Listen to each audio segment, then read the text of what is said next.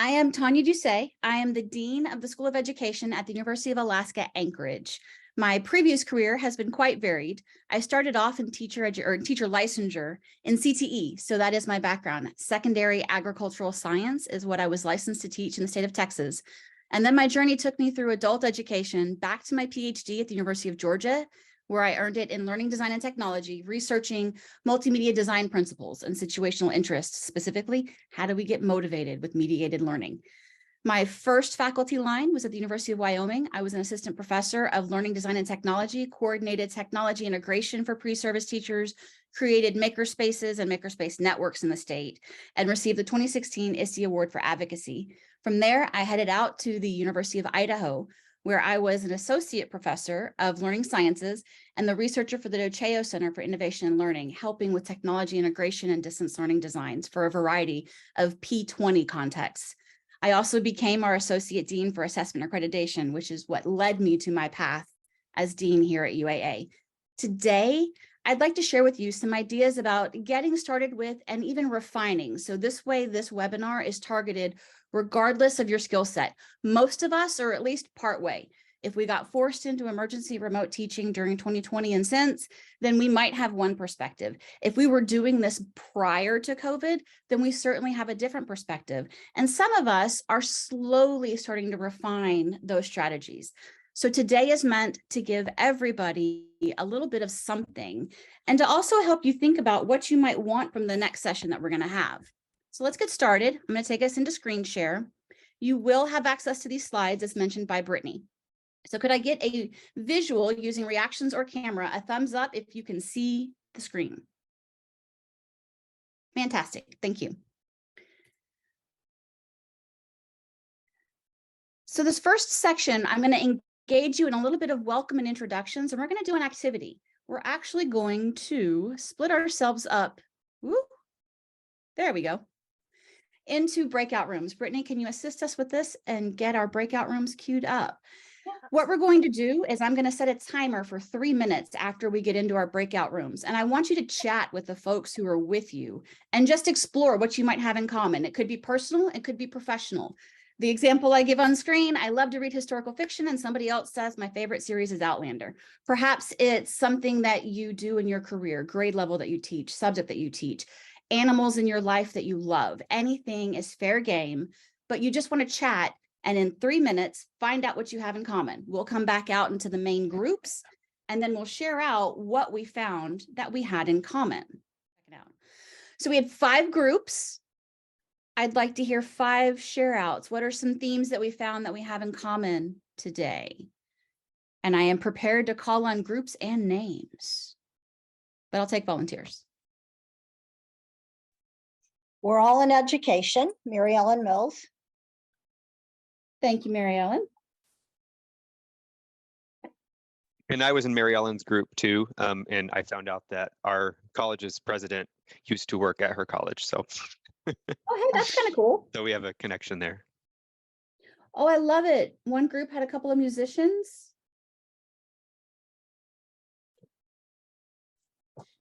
In group 5, we couple of us were using multiple screens at the same time, computers, laptops, all sorts of things.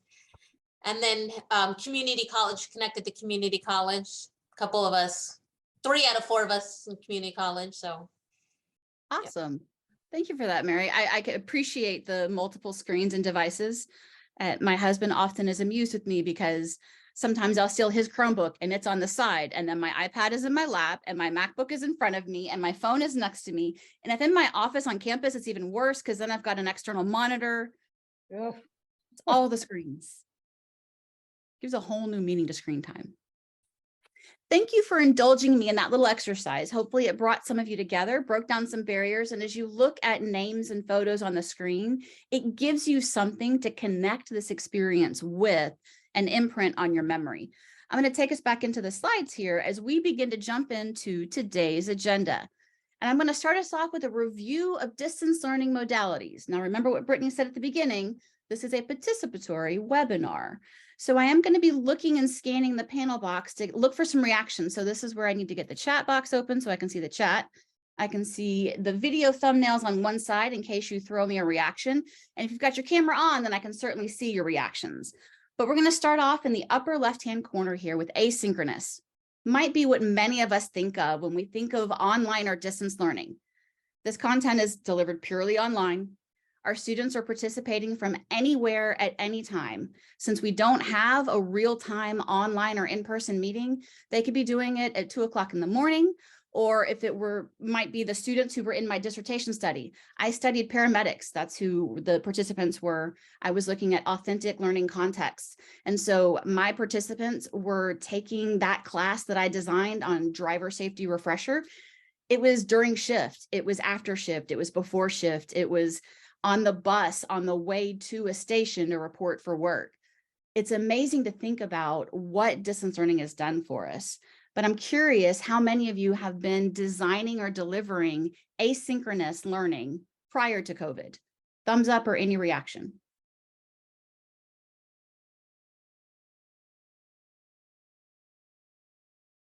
Decades, love it. Thanks, Mary. Thanks, Jen. Like you, I was in this game early. The first online course that I designed was around 1999 for Texas A&M University. We were using the original WebCT that is now the Blackboard monster.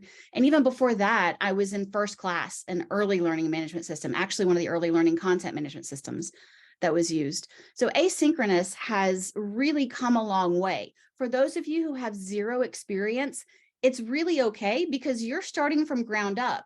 The rest of us are like, wait, what are we calling that now? Because it had a different name before. So think of yourself at an advantage if you don't have the baggage of the last 20 years to come with your refinement.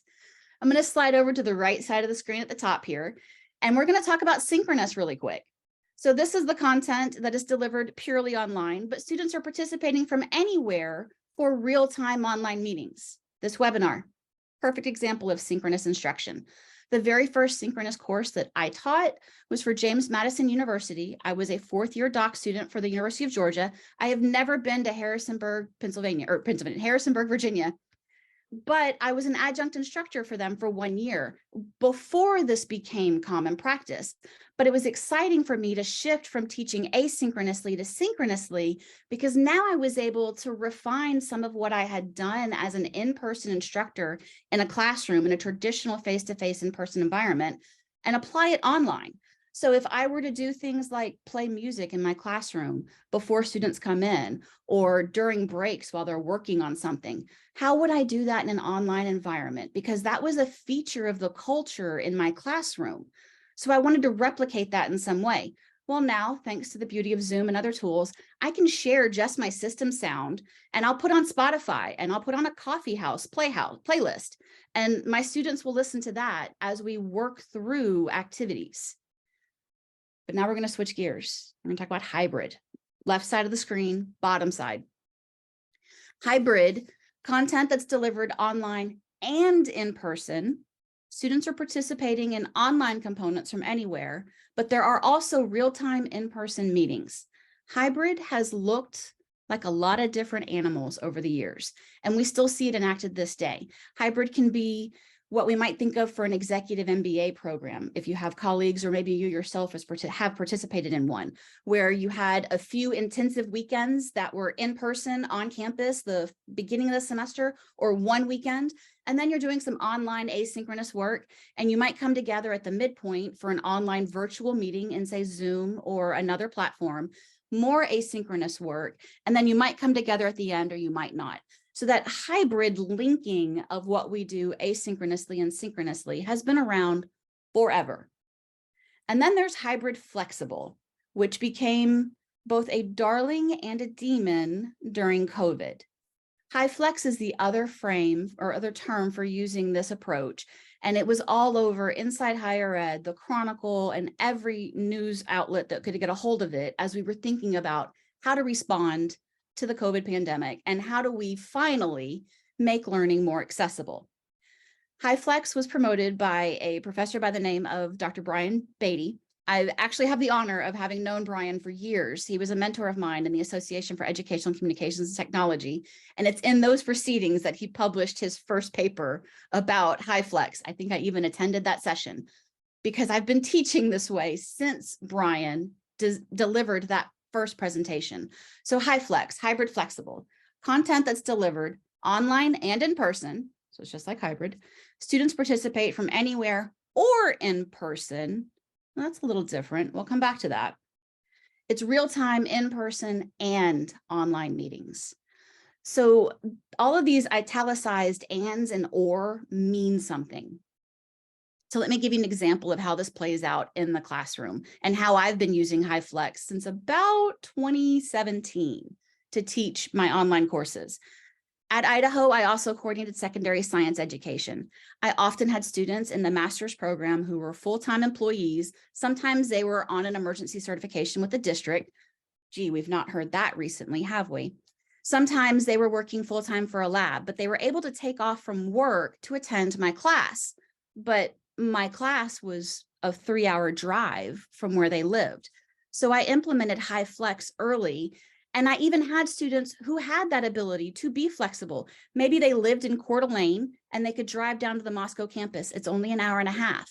Or they lived in the region and for some reason needed to be on campus.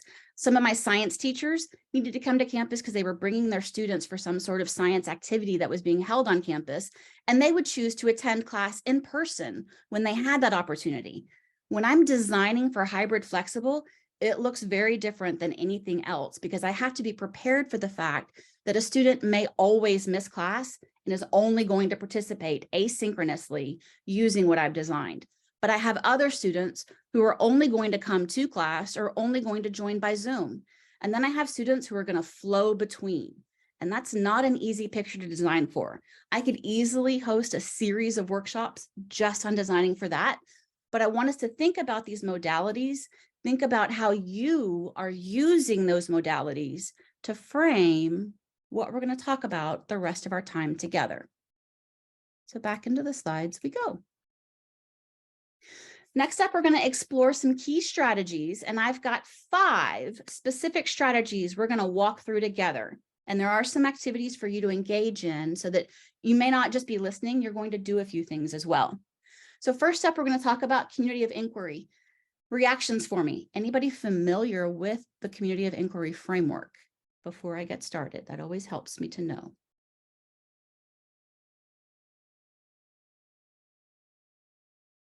Awesome. Okay. The second piece we're going to talk about, familiar, thanks, Zachary. The second piece we'll talk about is communicating online. Then we'll talk a little bit about content activity flow. I'll go into scaffolding our activities and then novel assessments. Here we go. So we'll start off with the community of inquiry.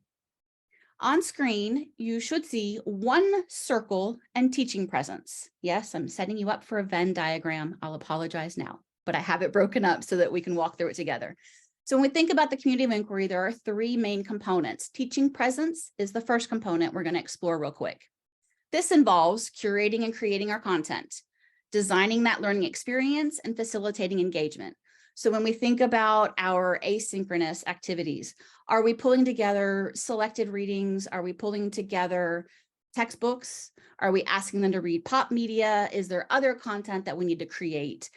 When I'm designing that learning experience and I'm thinking about facilitating engagement, it's going to be a lot like what I had to do for this experience. I sit down and I map out the content, and I've got to think through, how do I want you to engage with me? How do I want you to show me what you need or what you're learning along the way so that I can adjust my instruction? With that, though, we also have to think about cognitive presence. So cognitive presence is where we're inviting learners to construct meaning and that we're facilitating discourse, providing opportunities to reflect.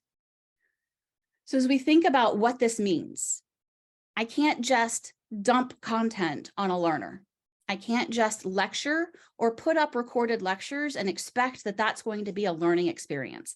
Anybody can go watch YouTube. That's not a quality learning environment with a community and a culture. That's just an experience. But I need to be able to provide opportunities to reflect.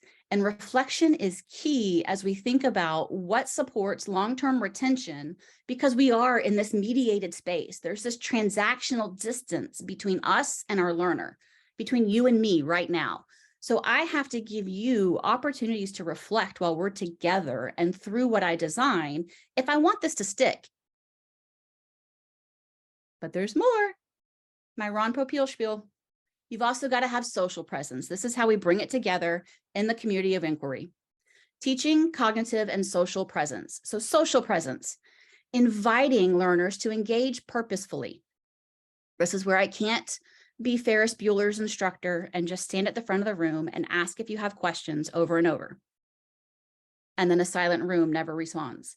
I have to invite you. I have to give you a reason to want to engage. And I have to connect it to the learning that you're doing, which means that I have to achieve meaningful interactions. I can just talk at you. And wherever we are in our space, you may not be in a space where you can engage with me right now, and that's okay. I need to build ways for you to engage with me later or in other ways. So if this were a semester-long course and not just a 90-minute webinar, I would have ways for you to check back in with me or let me know what's going on in case you weren't able to do it on the spot in the moment for any reason. It could be that you're just having a bad day, or it could be that you didn't get to do the reading yet and you're going to do that this afternoon. There's a variety of reasons. The other piece to this is that we need to establish and maintain relationships. If we have an online learning experience and we've walked away with zero connection, then something has failed. And it's likely both of us, because this is a two-way avenue. It's a social contract. I've agreed to be an instructor, and I have students who've agreed to be my learners, but you're only going to get out of the experience what you put into it. If my students are showing up, then I have to assume that they're ready to put in. I can't let any negative prior engagements with students tell me that this is going to be different. Yes, I've had students who have falsified their identity. Yes, I've had students who never showed up or put in the effort, but I have to treat them as outliers so that I can focus on the learning community that I have in front of me and establish and maintain that relationship. Now, with any good Venn diagram, there's also intersections. So between cognitive and social, we're supporting discourse with one another. Between social and teaching, we're selecting the content that's relevant to the learning experience. Oops, did I go the wrong way? So together, you have your entire pieces that tell us what is the community of inquiry and how can we enact it as we think about being a quality online instructor. Now we're going to take this and seed it through our other strategies that I've given you. But first, there's a check-in. Please take a quick moment. You can quickly scan this QR code, or I will drop this link in the chat. So let me do that really quick. So it looks like many of you favor small group discussions, and that's no surprise. That's one of my favorite ways to engage and facilitate engagement with students. We've also got a couple of folks who like using case studies. Pair and share, another good one. Problem-based learning is one of my favorites, finding ways to help engage students in authentic problems. Inquiry-based learning is part of PBL, and I'm a huge fan of inquiry learning as well. And there are fantastic ways when we're in online environments to help scaffold all of these strategies. Socratic seminar, oh, one of my favorites. I love seeing that one. So as we look at the preparedness, I love seeing the distribution of responses here. For those of you who are practice seasoned pedagogical teachers, then hopefully you recognized Bloom's taxonomy in the phrasing that I used for this check-in. From starting at the bottom, I can define, working my way up to I can create new. And so I find it interesting that we've got these wonderful splits, but about half of us are coming in at I can create new.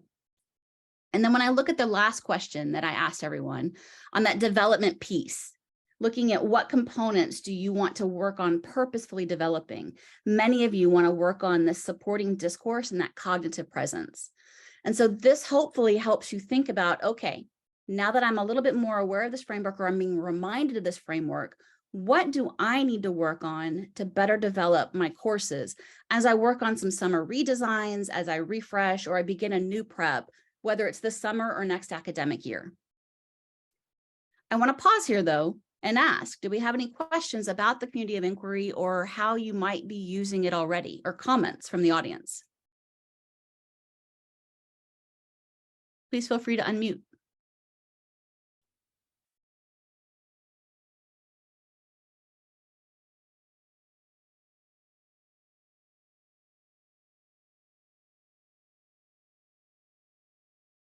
All right. So I'm going to take you into another activity, but I want to set this up first. So we're going to talk a little bit about communicating online. So as we think about that social presence and that teacher presence, we're going to talk about communicating. So what we're going to do is I'm going to launch a Jamboard that you'll still be able to see here. And I'm going to come out of screen share to give us a second to set up.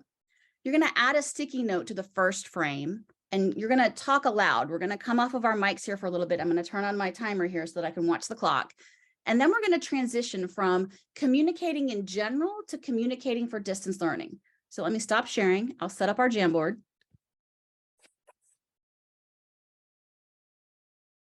And head back over into the Jamboard for this component. So right now, we're just starting off low stakes. What does communicating look like in an in-person learning environment? So if you're in a classroom or a small meeting room, what does it look like? If you're not familiar with Jamboard, then you're going to click over here on the left side to one of these stickies. It's going to pop up a sticky note that you're welcome to change the color of. And what does communication or communicating look like in an in-person learning environment? So I'll start us off. I'll add one sticky. So in an in-person learning environment, chatting before class.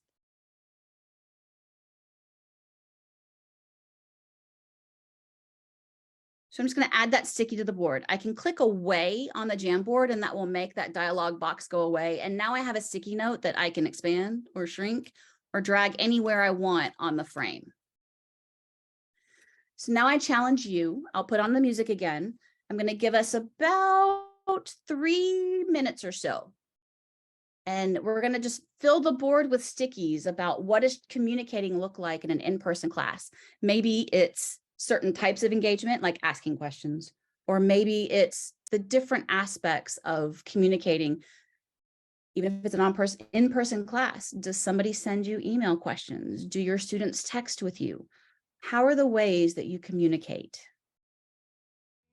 I'm loving these responses coming in, and I'm loving how many of these are about nonverbal communication, because that's so easy for us to lose track of and take for granted. If you're finished with this slide and you would like to work on the next frame, you can use the arrows at the top of the screen to navigate. And now I have frames that are split up by synchronous, asynchronous, hybrid, and high flex. That may not be the right approach for what we want to do. So what I'm going to do is I'm going to add another frame and I'm going to move it over.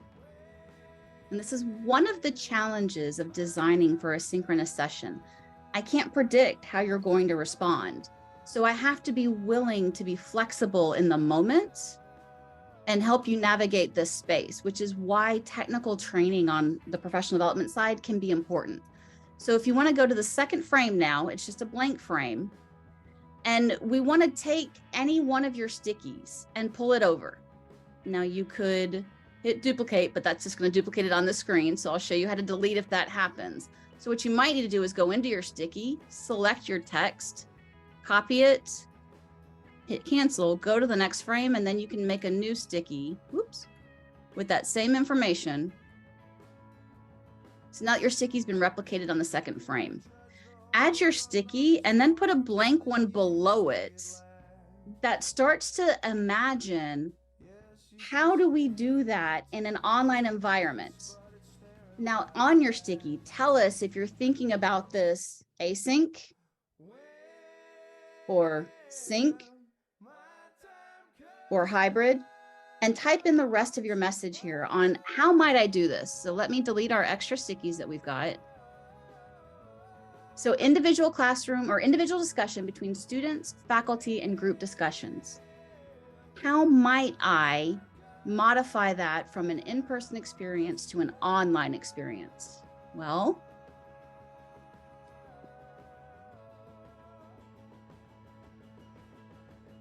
here's a few ideas that I can come up with.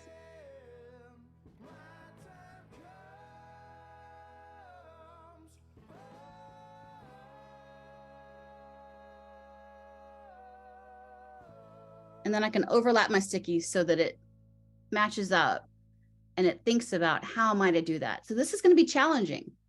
Discussion boards is a great one to add to this. Thank you for adding that sticky. Let's think about what are the tools and the ways that we can communicate to carry over some of these ideas.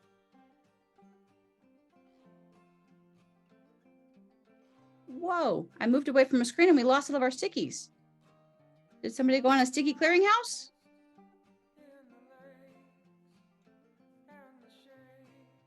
That was fascinating. I'll have to look at the history later, which is something else we'll talk about in our next session.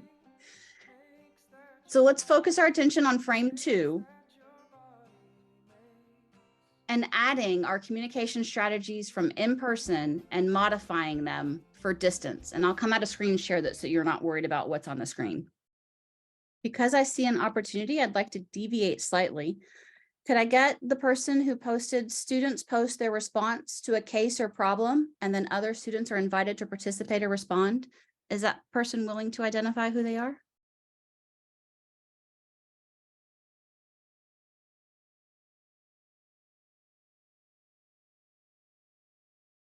And thank you for grabbing the screen, Zachary. That's me.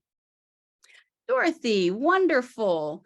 So Dorothy, can you tell me how you would typically do this in a regular, in an in-person classroom? Same way. Here's Just have people talk. that's right. Okay. Now, how do we do that in an online environment? We'll start off with asynchronous. I do it in discussion boards, Okay. and then they post their problem, their response, whatever, and then other people are required to respond to them. So are they typing out a response? Yes. Well, yes. I'm Yes. asynchronous.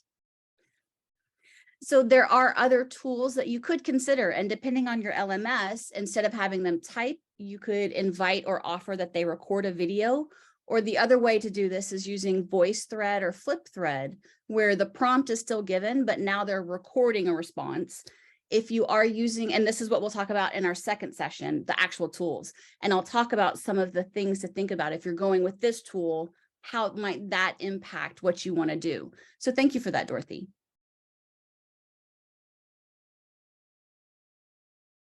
Taking a look at some of the other stickies in here.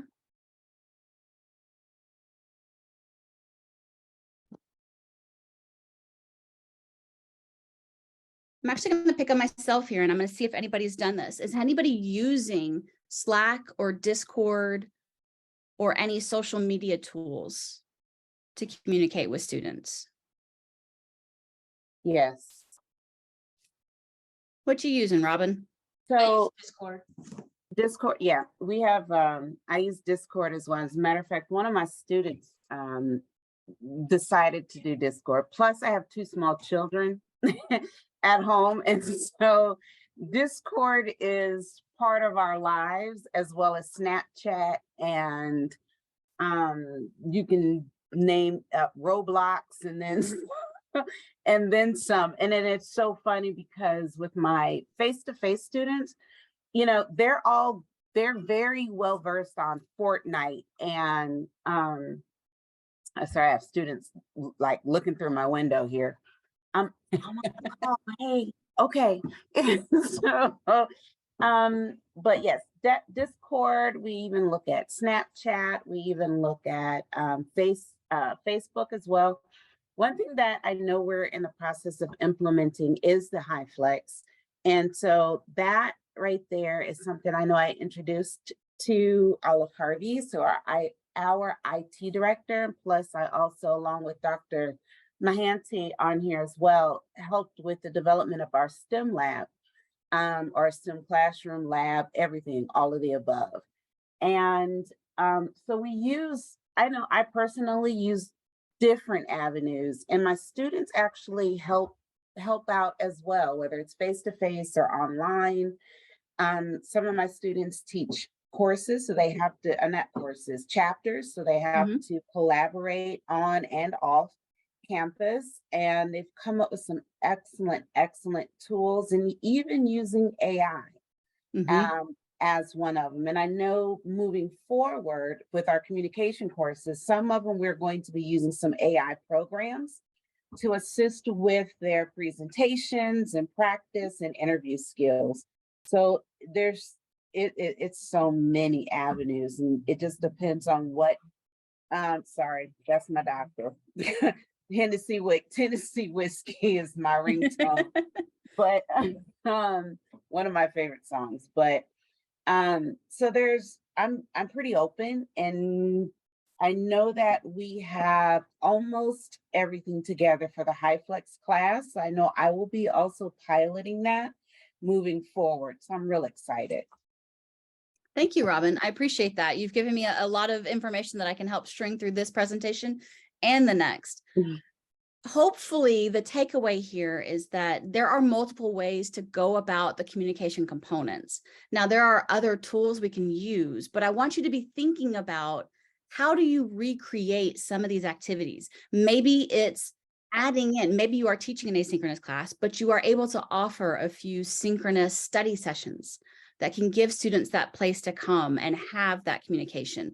Maybe you want to think about setting up something like a Discord server or a WhatsApp group so that your students have that space to chat before class, knowing that before class, it might be silent through the week, but then 30 minutes before that synchronous video conference is about to start, the chatter starts and the students are prepping and who's ready for what. So thinking about how the technologies you use in your everyday lives that you hear in the media can help you with achieving some of these goals. So now we're going to switch gears from communicating into thinking about, how do we structure our content with our strategies? So back into the slides. I've got 3 approaches for you to think about here for content, activity, flow. You might see yourself in all of these, and I tend to teach, depending on the class, a different flow. One class can have all of these flows. I might front load my content. Typically, learning is going to typically occur in a sequential order. I'm going to present content. I'm going to provide some learning guidance. I'm going to elicit their performance. I'm going to give them some feedback, and I'm going to assess that performance. It's pretty structured. But maybe I'm going to flip my content, because I am in that situation where I'm teaching a hybrid class, and I can flip it so that my content is pretty much delivered ahead of time, presenting content and giving them guidance asynchronously. And we're together, I can focus on eliciting performance, providing additional feedback, and assessing their performance when we're together.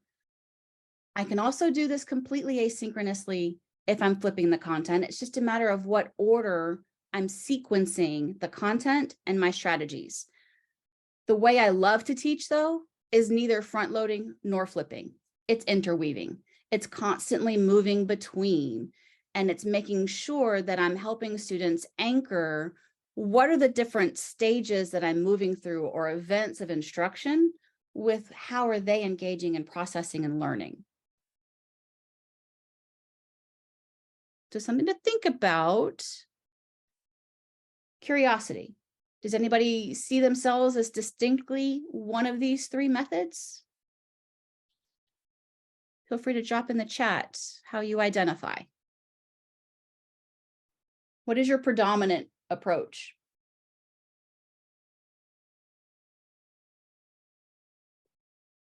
I'm Zachary's sorry, front can you- loader. Okay. Yeah, sorry. Can you just can you restate the question again for me, please? I apologize.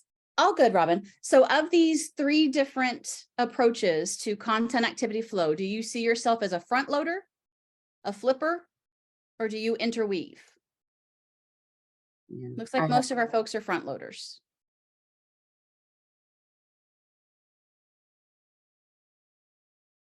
Oh, I love it. Thanks, Andrew. More front loading if online, but when you're face to face, you're more of a flip approach. Okay. And that's something that you might find as you shift your practices It might be the modality that changes which approach you take to content activity flow, but it could also be the course content itself that affects your approach. If I'm teaching something that's more foundational, front loading makes a lot of sense to me as a learning designer. If I'm in more of a capstone seminar level of course, then I'm more likely to interweave the experience. That's a good point.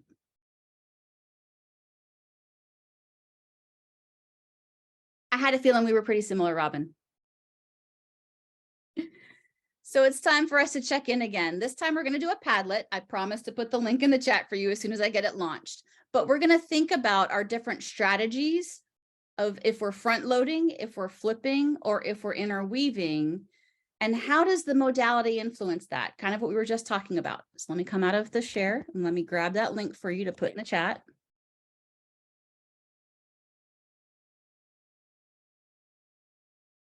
There you go. We won't spend too much time on this particular activity, but I want you to take a look at what we've got in here already, and I'll pull up the screen so that we're all looking at it together. You can see where I've added in 3 notes. So if you're not familiar with Padlet, you add a note by clicking down here in the bottom right.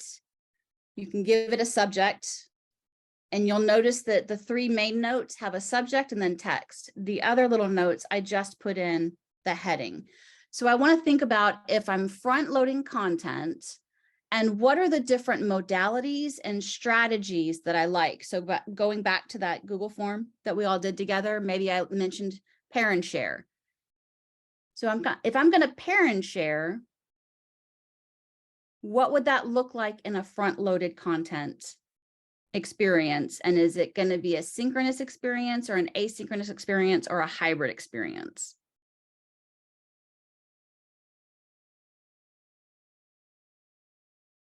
So here's an example of what I could put.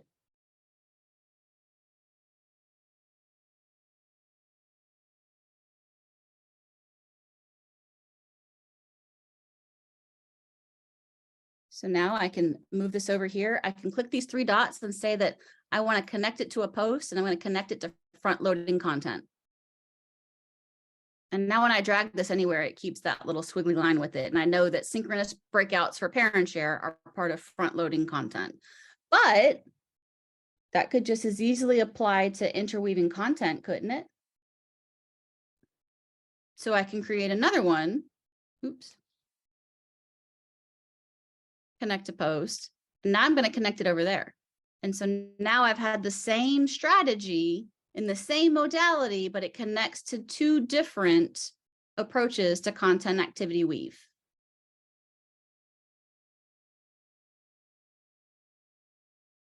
So before we move on, and we can think about this together, I see a couple of people writing.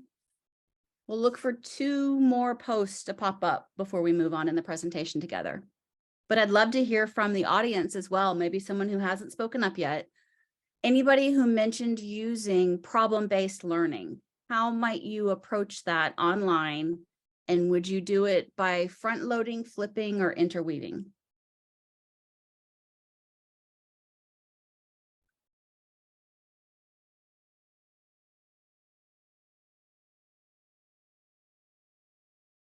I love it. Oh, fantastic.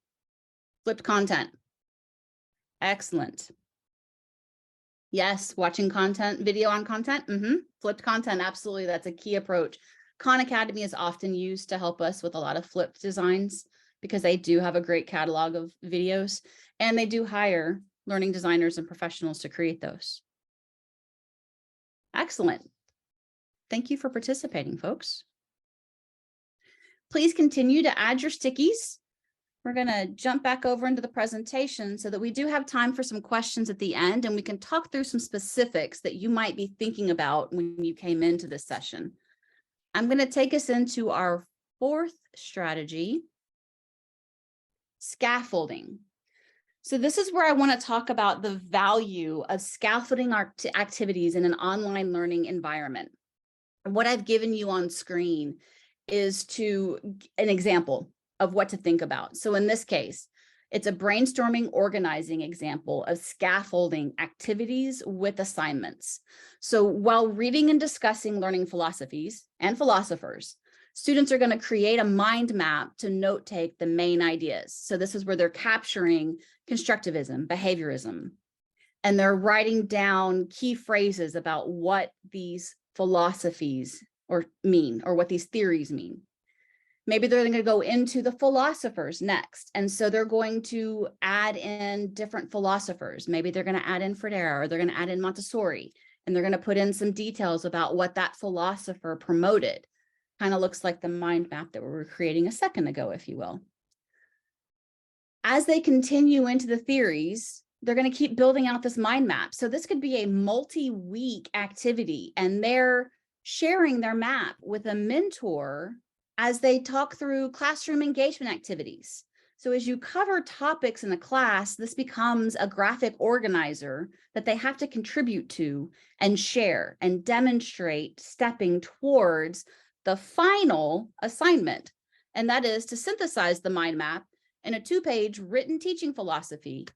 And they'll submit their final mind map with that philosophy. The last thing they're going to do is they're going to record a 2-minute video or audio reflection of the mind map development and their positional shifts. Where did they start at the beginning? Where did they get to the end? What did they choose to include from the mind map? What did they exclude from the mind map? To help them with that constructivist approach to learning.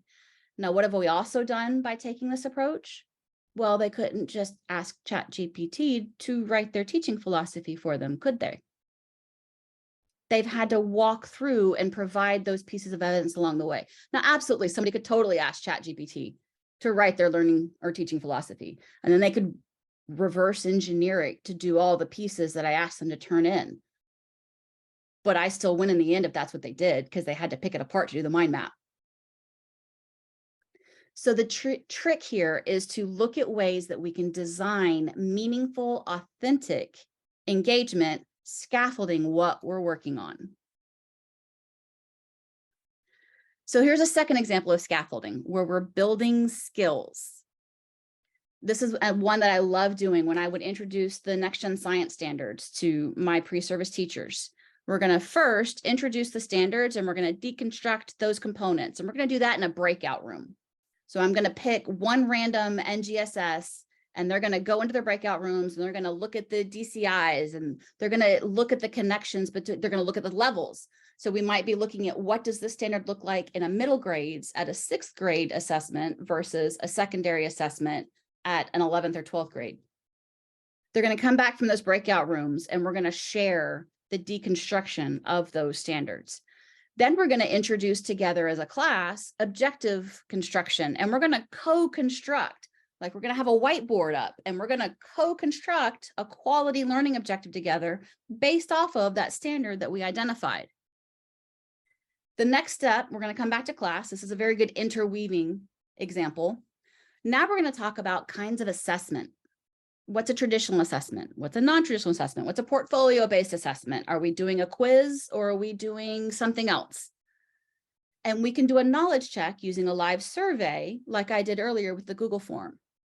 But then at the very end of class, their assignment that's due the following week is to take one of 3 or 5 exemplar lesson plans that I've provided to them, and they're going to deconstruct it and write up a written evaluation of the quality of that lesson plan based off of what we just discussed.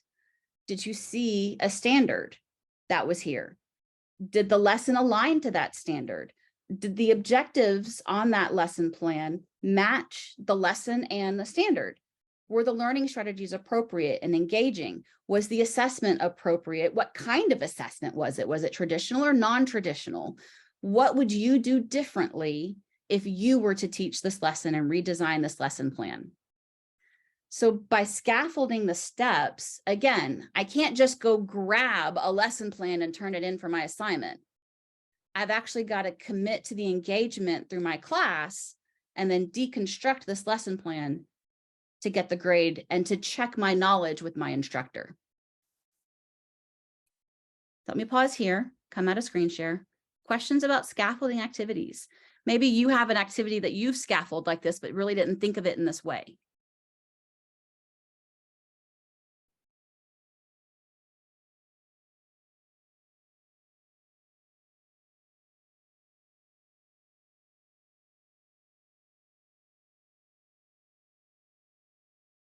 I'm going to round us out with our 5th strategy now. And that is novel assessments. Novel meaning perhaps unique or not often applied. In this case, the first one I want to mention is peer feedback. It is powerful when it is set up and scaffolded. So this could be traditional or mediated discussions on an assignment or a concept, but you want to get it providing constructive criticism of an artifact. So this is where I might have students write a paper and get peer feedback on that paper. It's really interesting to do this in Google Docs and have students use suggesting mode to comment and mark up, forcing them into that particular approach. I've also done this where students were creating a particular media. Maybe it was a PowerPoint deck to go with a lesson. Maybe it was an instructional video that they had to create, a tutorial. And I provide questions that help guide that constructive criticism. What's the first thing you notice? Why is that what you notice? What's the second thing you notice? Why is that what you noticed? Were any design principles followed exclusively or violated? Connecting back that criticism to the contents of our class, and then sharing that feedback out with the student. You're going to come back to thinking about how this can help with something else later. I'm going to slide over to collaborative construction on the right upper row. This is where we're co-writing documents or note-taking. We could be annotating documents. We could be doing information visualization. I love doing this together as an informal or a formative assessment approach when I'm teaching scientific literacy and Indigenous ways of knowing. I'll usually start that lesson off with a Google Doc that's got a table in it. And there's one column with everyone's initials so that it's blinded in case this doc somehow gets public. It doesn't identify anybody. It's set to be editable with any login. You don't have to be signed into Google. They find their column or they find their row, and the second column will say, write a definition of scientific literacy. And that's what we do as a warm-up activity at the beginning of class that day, whether you're in the room with me or you're on Zoom, or you are following the prompts in the LMS and you're completing this before class ever starts, or you're watching the recording later and you're following along and completing the activity. That's the high flex approach. They're going to fill in that definition of scientific literacy. We're going to do some activities. We're going to watch a couple of videos. We're going to read some articles together, and we're going to discuss them. You're going to take some notes in the third column of that table, and that's what the heading tells you to do. The last column, that fourth column, at the very end of class, you're going to come back and you're going to refine your original definition. And what is your definition of scientific literacy now that we've explored all of these resources together? So we're collaboratively note-taking through that session. And the students can come back to that document at any point in the semester to see what did they write or what did their peers write when they're doing any final reflections at the end of the semester. Annotating documents is a really fun one. I'll show a tool next time called Hypothesis that you can use for doing this, where students are coming in and you're asking questions or you're guiding each other through asynchronous discussions with annotations. I have Robin? a quick question. So I know quite a few of my colleagues, we use Hypothesis. I especially use it within the humanities course. So we're all looking at one specific piece of literature, and then the students will, of course, highlight and then add comments, and they can add videos, etc. I love I think Hypothesis and VoiceThread are probably my two favorite that I've used. And for VoiceThread, I normally will have students do a community service activity, and they will post their findings using VoiceThread, where they can do voiceovers, etc. The humanities course, they actually have to look at art either around Illinois, anywhere in Illinois, or in another state. And then that VoiceThread, they're able to, of course, apply the pictures, their videos. If they're using a PowerPoint, it's so many avenues. I leave that creativity, up to them. And I just try to provide them. I don't want to overwhelm them, but I definitely try to provide them with just different options that are easy for them to understand and that they may end up utilizing outside of this educational setting. Absolutely. Yes. That is a fantastic comment and observation, Robin. Thank you for sharing. These tools aren't just for the classroom. Hypothesis can be a fantastic tool to use as a professional, especially if you are a researcher or you plan to go into research. If you're just working on strategic marketing, sometimes you need to co-annotate as a team. There are so many reasons why these tools are not just ed tech, they're business tools. They're tools that we want our students to be able to use because they're going to be useful in their careers wherever they land. The third one on our screen, embedded reflections. So this is where we might ask our students to give us formative video or audio recording at milestones. When I'm teaching a research methods class, I love doing embedded reflections as they finish learning how to do a particular approach or method. Like, tell me, what is it that you know now that you didn't know before, and what was it that got you there? They can also be the written component of an assignment. I have a peer inquiry research project that a colleague and I did as part of a design-based research project, and we've published it up in ASTE, one of the science teaching journals. At the very end of it, students are producing an abbreviated research report, a reflection, a one-page written reflection on what it's like to conduct research as a future teacher, and then a lesson plan that takes the finding of their research and flip it into a lesson plan, because we're teachers. There's going to be scientific discoveries every day that you hear about on the radio or in a podcast, and you're going to flip that into your classroom in some way. So start practicing it now. The fourth and final novel assessment that I want to cover for you, design justifications. This comes back to that connection with peer feedback. A design justification is a summative reflection on why feedback was or was not incorporated into a final product. So again, I can't throw the prompt into ChatGPT and it's going to produce what my justification has to be. It takes the feedback that I've been given from my peers because they read my paper.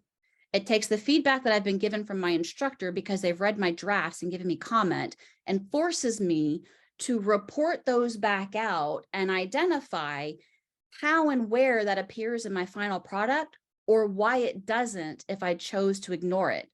For the academics in the crowd, it's just like if we're responding to a journal manuscript review and we're justifying the revisions that we've made to the editor. But this forces students to think about, what are the skill sets I'm learning? And it takes reflection and puts it in a slightly different angle. So before I head into the wrap up, any questions on those 5 strategies?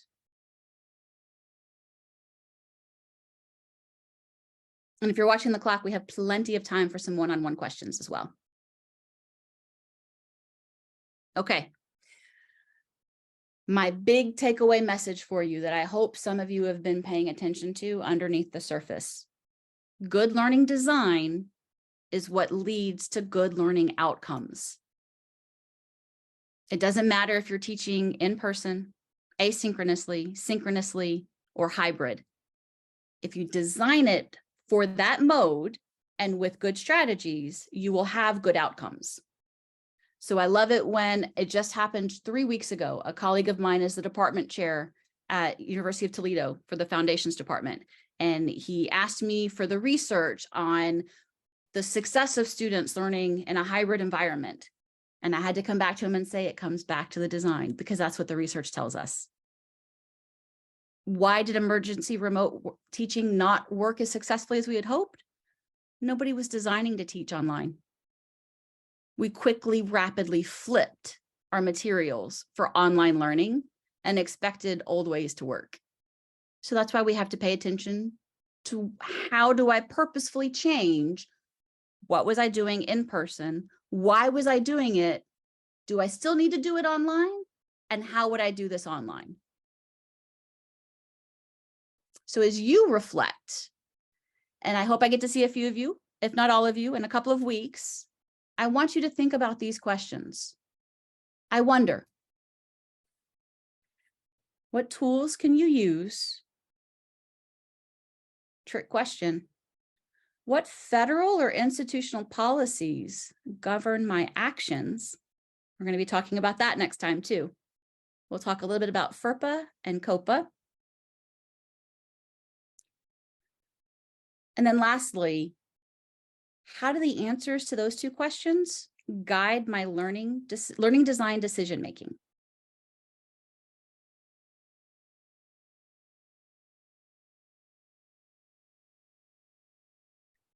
So up next, we will have practical guidance for online pedagogy and practices where we will focus in on those tools and policies that affect us.